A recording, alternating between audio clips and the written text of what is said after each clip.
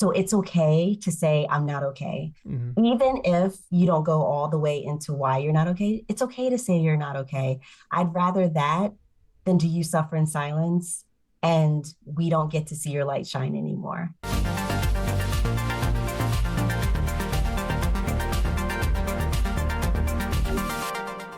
Hi, everyone. Welcome back to the HR Leaders Podcast. On today's episode, I'm joined by Jasmine Francis, who's the head of People and DEIB at Pliancy. During the episode, Jasmine shares the challenges and opportunities of being a fully remote HR leader, the consequences of ignoring trauma, and the unrealistic expectations that HR leaders have to be perfect. As always, before we jump into the video, make sure you hit the subscribe button, turn on the notification bell, and follow on your favorite podcast platform. With that being said, let's jump in. Jasmine, welcome to the show. How are you? I'm good. How are you? What's the secret to all of your energy? I don't think I've ever spoken to you and you've not been super happy, smiley, and energetic. What's going on?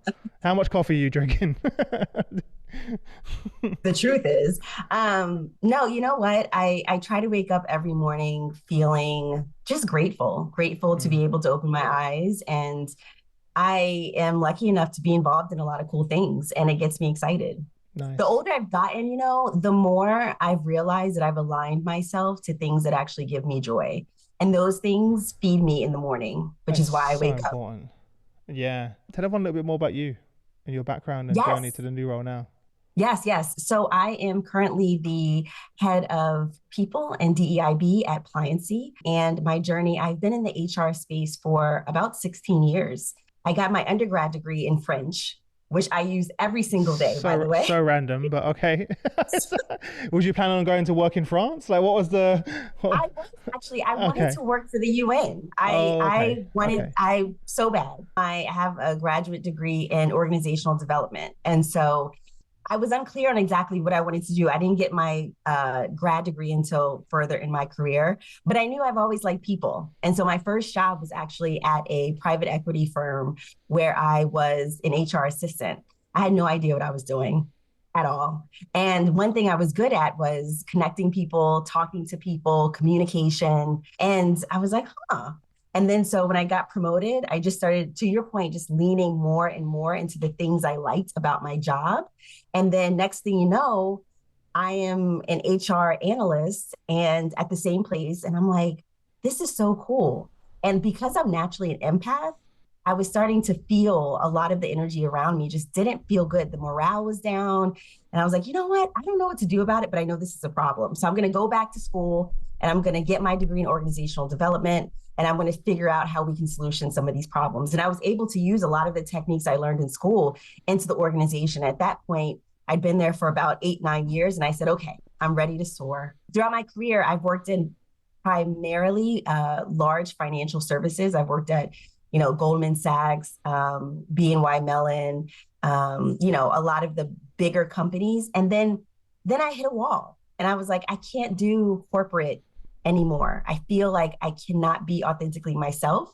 And because I do have some mental health challenges, it was really hard to be authentically me and not feel as though there was the corporate Jasmine and the real Jasmine who had to hide in the bathroom and cry all the time. Give And me an so, example. Give me an example of when you felt like that, just for the audience to really understand the context. sure. So, if I was in a depressive episode, for example, that's so hard to get out of bed, so hard to just do anything. It feels like you're running miles just Mm. to move. And so for me to actually get myself physically to work took everything out of me. And I just wanted to cry. That's all I wanted to do. Everyone was used to seeing me happy and bubbly. And so it was just, Jasmine, what's wrong? What's wrong? What's wrong? What's wrong? Who are you? What's wrong?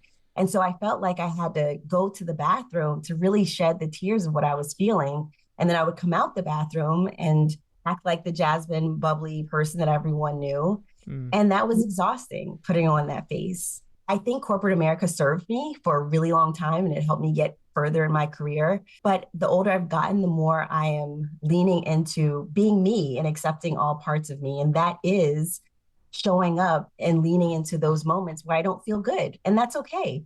So I started working at Thinks, which is a smaller organization. There were about 100 or so people. I got to show up as myself. And on those days that I wasn't feeling great, I could say I wasn't feeling great. And I could take a mental health day. And now at Pliancy, as the head of people, I have the ability and the influence to create mental reset days and to give people mental health toolkits to help them navigate through those tough times. We don't have to suffer in silence. So that has been my HR journey to Mm. where I am. Long story, but Love that. lots of stuff involved. Did you know you were struggling at the time? No, I didn't. I just thought I was having a lot of bad days a lot of times, but I didn't connect the dots to say, this is something that's consistent. This may be a bigger problem. I may need to get professional help. I think the pressures of when people meet you, they think sometimes that they know you. Mm. And that pressure of having to feel like I'm showing up in the way they expect me to disconnected me from what I was really feeling. So instead of me saying, like something's not right, I should be getting professional help here, I was saying, what's wrong with me? I'm Jasmine. I'm happy. I'm bubbly. People know me as this. What's wrong? I have to be this person. And so it just further disconnected me because I was more in tune with what people's expectations were of me rather than what my expectations of myself were, and just allowing me to be me. You kind of got like this internal, external battle Yes. happening. What was the catalyst to start talking about it and start sharing it? I will say that this may be a trigger warning, but I did have a suicide attempt in 2019. And I had no idea the severity of the situation until the situation happened. And because it was so public, I couldn't hide anymore. My friends knew, my family knew, I didn't show up to work. So my coworkers knew something was wrong. So it forced me to really unveil that facade and say, I'm struggling. And it's taken, 2019 to 2023. Yeah, it's taken some years to be able to just talk about it and to say, hey, people are struggling in silence and that's okay. Let's talk about it. Let's give them the resources. But I definitely learned the hard way that it's okay to say I'm not okay. That's something that scares me the most. And thank God you're still here with us. But Thank you. some of the people I've lost, friends and family, to suicide, you just had no idea. Mm-hmm. I saw them last week. They seemed happy. They're fine. I had a close friend of mine that lost two of his siblings in the space of a year to suicide. And oh my gosh. Yeah, one of my best friends. And I'm gonna get tearful just thinking about it, to be honest. Right now, and again, they're like happy, outgoing people, but they're just suffering on the inside, And they felt that they couldn't tell anyone, speak to anyone, as well. Which is why it's so important to share. Can you share what you were struggling with? Was it something to do with work or personal, or you didn't know at all what it was? I didn't know. First of all, Chris, I'm so sorry to hear that. It's so heavy. It's so much, and it's a lot to process. So I definitely am giving you a big hug right now. Yeah. I didn't know what it was. I just knew that I didn't want to live like that anymore. I think honestly, probably the foundation of it was the fact that I had to be two separate people. I was the person that my family knew, my friends knew, my coworkers knew. And then I was the person who was miserable inside and was struggling every day. And I think I just got to the point where, for me, I realized that, unfortunately, that could be a way that I could deal with that pain. It was easier for me to think like that than to be able to tell somebody I need help and to say that I'm not okay. That's one of the things that it's hard when you say it out loud. It doesn't seem real, right? Like that you'd rather think to that level than tell someone. I lived like that for like 14 years, about telling my wife, friends, family, anyone that I was suffering with panic attacks, anxiety attacks, etc. Mm-hmm. And because it was more scary to tell them than to continue, than to and just continue living that way, which seems it doesn't, like, now I'm on the other side of it, where I realized that a lot of those worries were unfounded. Like my wife's not going to respect me, my friends are not going to like me, what am I, what all my there's so many what ifs. And then you kind of, thankfully in my case, when I shared it, I had nothing but support. So what was the steps that you took? What kind of advice could you give to the listeners, and for them personally, but also for the employees that they support? It's so easy to share my insights, and I totally recognize that when you're in it, it doesn't feel as easy. But I would say, number one, give yourself grace. Try not to judge yourself. Give yourself compassion, give yourself love, number one. If I would have taken the time to give myself a hug first, then I would have more easily, not to say that it would have been easy, but more easily been able to say, okay, I love myself. I am going to give myself compassion and give myself grace. And then I'm going to open this up to other people. But I should have given myself a hug first. That's one thing that I do recommend to people is to give yourself grace. There's reasons why you may be feeling like this. You didn't make it up. It could be anything from trauma to how you grew up to chemical imbalances. There's all types of reasons or contributors to how we feel, and that's okay. Number two, I would say find somebody that you trust, even if it's just one person, whoever that one person is that you feel that you can trust the most, start with them and preface the conversation by saying, I want to tell you something without your judgment. This is what I need from you.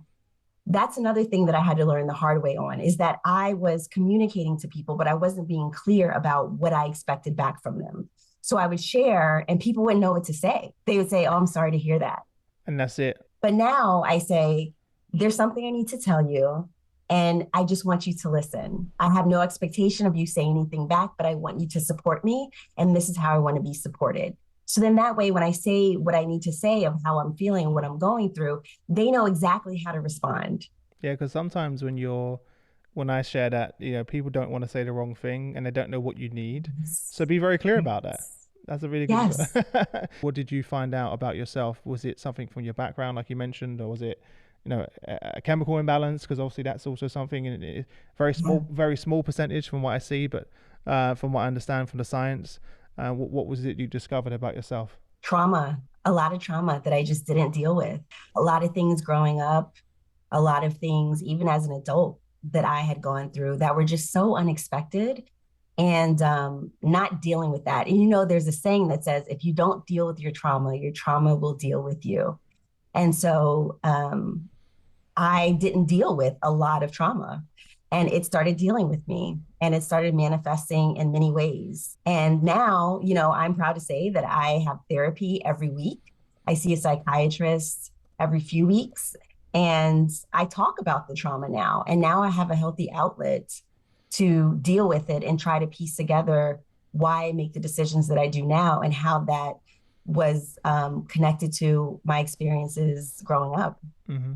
How does that impact your role as a HR leader and heading up D&I? Because you're going through your own challenges Yes. Personally, and then now you're taking on a lot of responsibility for your people Yes. and their challenges. How do you balance that? I show up as myself and I'm honest. I think a lot of times as leaders, especially HR leaders, we put this pressure on ourselves that we have to be perfect. We're HR, we're the leader, we have to be perfect, and we have all the answers. And that's not true. I'm a human just like everyone else, and I have no problem saying I have mental health challenges. I may not feel good every day. I don't always have the answers. I'm trying to figure out just like you're trying to figure it out, and just being honest in that. And I've learned kind of similar to you that I get a lot more respect when I'm honest, and it gives people the space to say, I'm not feeling that great either. Like on my team, like there's sometimes someone will say, Jasmine, I'm not in a good space today. I just need to take a half day. I wonder if I didn't, say that I'm struggling every now and then, would they have felt comfortable saying that to me? I don't know. And so it's made me a lot more empathetic. I think it's made me a lot more relatable. It's helped me to build trust within the organization. It's helped to kind of put that barrier down of this is HR. It's scary. And now it's like, hey, that's HR, but they're normal and they're cool and they get it. And they really are people first because look at how they talk about their challenges. It's actually been really good for me to share how I'm feeling, which I would have never thought. It's so, I'm laughing because it's so true, right? Like, and we can laugh about it now because we're kind of on both sides of it, but like it makes you stronger. And as you said, like, how often do you see vulnerability from HR leaders? In my experience, not often. Both working in many companies, also doing this show. Sometimes there's sort of this, and it's like this unspoken expectation to always be on and perfect, Yes. like you said, right? Even more so in HR. It can be so lonely. And I'm so glad you said that because we need a place to go. And you know what? I actually started giving my team breather days because the work is so emotionally heavy every Yeah. day. Listening to people, navigating tough situations, creating a culture that gives people joy. You're constantly giving, giving, giving, giving all day. And it's like, who's pouring into me?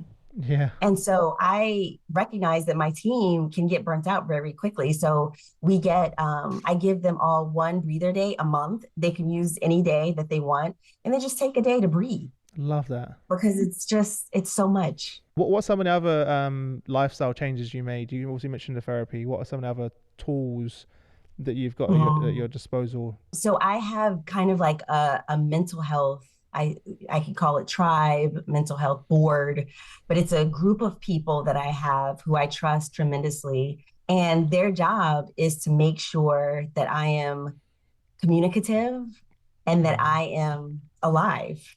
They have done an amazing job. If they don't hear from me from, like say it's been a day and I haven't responded to a text message, they have a whole chain of command. It's like, have you talked to Jasmine? Have you talked to Jasmine? Okay, I'll send this text. Do you live nearby her? You stop by. Yeah. It's like I'm constantly covered in protection by the people that I love. And that's something, I mean, I can't lie. Sometimes it gets hard. Sometimes I'm like, I'm a grown adult. I don't need anybody checking on me. But I know also You know that they I mean need it. well. Yeah, exactly.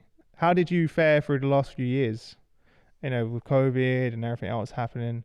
The pandemic actually really helped me a lot because it made me realize how much I liked being home and how much anxiety it was giving me to travel. I was living in New Jersey at the time, and then I would catch the bus, and then I would catch the bus to the train station, then I would take the train downtown, and then I would still walk 10 minutes to my job.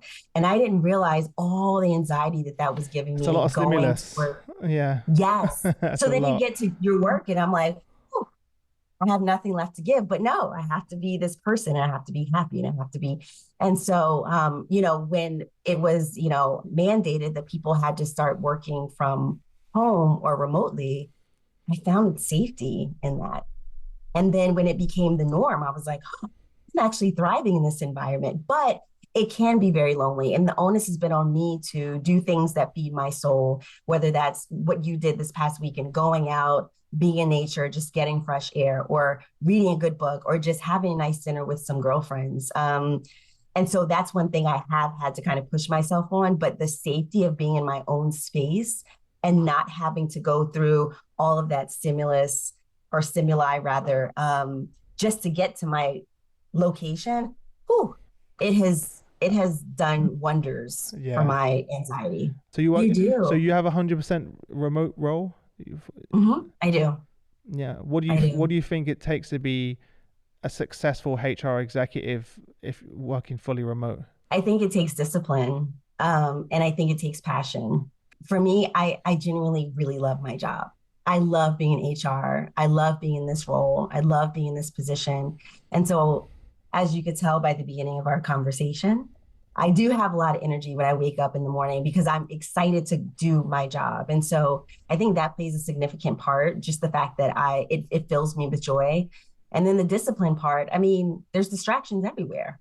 When you're in the office, it's, your distraction for the most part, or maybe your colleagues, but when you're at home, the dog, the doorbell's ringing, your cell phone, there's music, there's this, there's There's that. Netflix.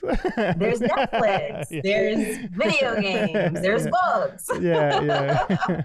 there's some shoes, and you can go out walking. There's all these different things. And so for me, I don't think that there's anything wrong with distraction. I think distraction can be healthy, but making sure you're intentional about having healthy distraction is the key. Like if you need a break, go outside and take a walk. Maybe you do want to turn on the TV for a couple minutes, play that music, maybe read a chapter from the book, but be focused on what your goals are for the day. And every day I'm very intentional about looking at my checklist. What are the things that I need to accomplish? Looking at my calendar to see how I can definitely space out my time so I can build in the time for me. And that's something that I'm not great at, that I'm still learning how to do.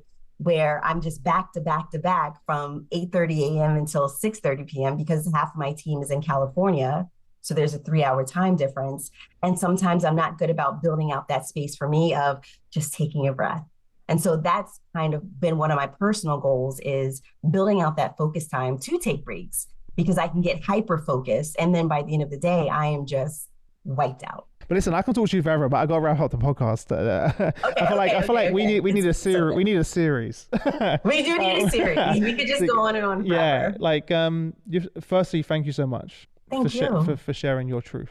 It's so important, and you've seen how it's made you. It's made you a better HR leader. It's made you a better friend. It's made you a better partner, and also the impact that you're giving to the world is been amplified through your story and your message. So I appreciate you coming on the show, and then I'll just leave with, what would be your advice to anyone listening out there, and then where can people connect with you if they want to reach out and say hi? My advice to people, and this is going to sound really cliche, but I want people to know that they are not alone. And when you are in that space, it can be the most loneliest feeling, and it feels like you're battling these battles in silence by yourself, but you never know someone else's battles, just like someone doesn't know your battles. So it's okay to say, I'm not okay. Mm-hmm. Even if you don't go all the way into why you're not okay, it's okay to say you're not okay. I'd rather that than do you suffer in silence and we don't get to see your light shine anymore. And if people want to connect with me, they can connect with me on LinkedIn, Jasmine Francis. And I would love to receive any type of invites. I'm always down to connect with people, to chat with people. So if you ever want to chat, whether it's about mental health or HR or DEIB, I am all ears. Yeah, we didn't even get started in the work that you're doing. But we didn't know we didn't plan where we were going in this, which is also why I love it the most. And I felt like it went where it needed to go. We'll save the rest for another podcast, but I appreciate you coming on, and I wish you all the best until we next speak. Thank you. Thank you so much, Chris. Thank you for giving me the space to be my authentic self. And thank you for your vulnerability and sharing, your personal relationships and struggles. So it's a two-way street. 100%. We provide it for each other. Thank you. That's how it goes. See you soon. Thank you.